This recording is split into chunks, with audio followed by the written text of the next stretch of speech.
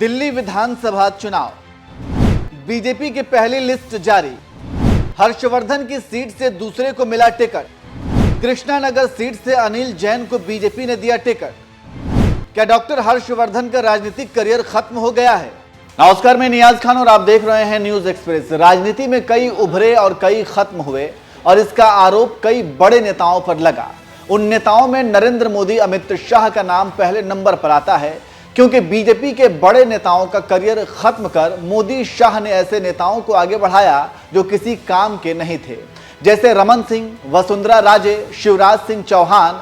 अभी शिव कुमार कृषि मंत्री हैं, लेकिन मध्य प्रदेश में चरण वंदना करने वाले मोहन यादव को मोदी ने सीएम बनाया, जिन्हें प्रशासनिक अनुभव नहीं। उसी तरह राजस्थान में ऐसे नेता को सीएम बनाया गया जो किसी काम का नहीं। ये हम नहीं कह रहे हैं, विपक्ष में बैठी कांग्रेस के नेता कहते हैं, और कहते हैं कि हर महीने दिल्ली आकर पर्ची लेकर जयपुर आते हैं भजन लाल शर्मा, फिर काम करते हैं। उसी तरह छत्तीसगढ़ का भी वही हाल है, लेकिन बीजेपी को एक जगह टक्कर मिल रही है, वो है यूपी। जानकार कहते हैं कि मोदी शाह को फाइटर नेता नहीं चाहिए, बल्कि वो नेता चाहिए जो हाथ जोड़े, जी सर बोले।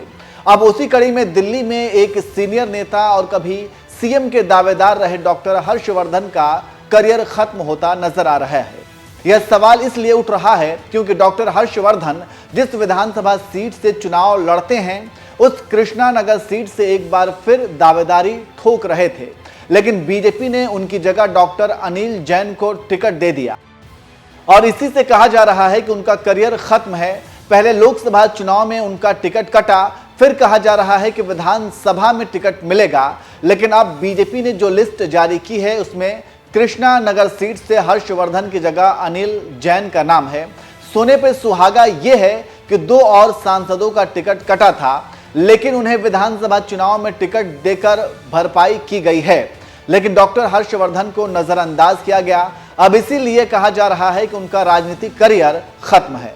बीजेपी ने जिन 29 उम्मीदवारों की पहले लिस्ट जारी की है, उनमें कांग्रेस से आए अरविंदर सिंह लवली को अनिल वाजपेयी की जगह टिकट दिया है।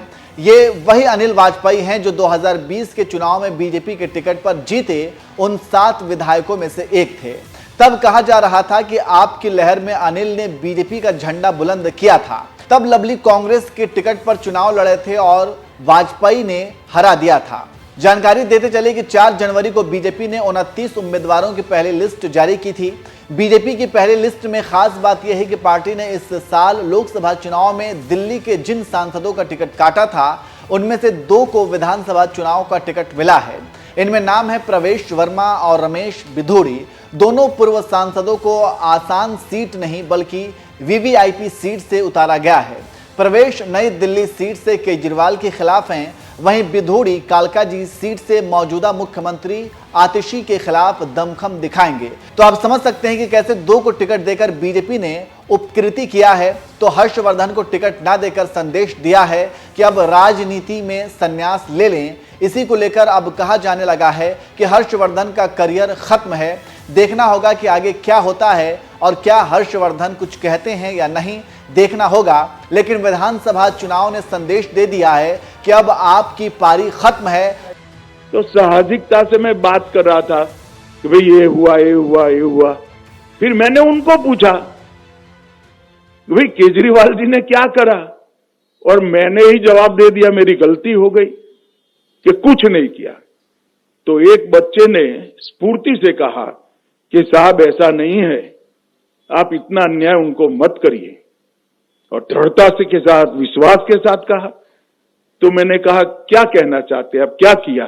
तो कि एक बड़ा 45 करोड़ का शीश महल उन्होंने अपने रहने के लिए बनाया। जो राजनीति में आए तब कहते थे हम सरकारी गाड़ी नहीं लेंगे, सरकारी बंगलो नहीं लेंगे, एक नए प्रकार की राजनीति का आगाज करेंगे।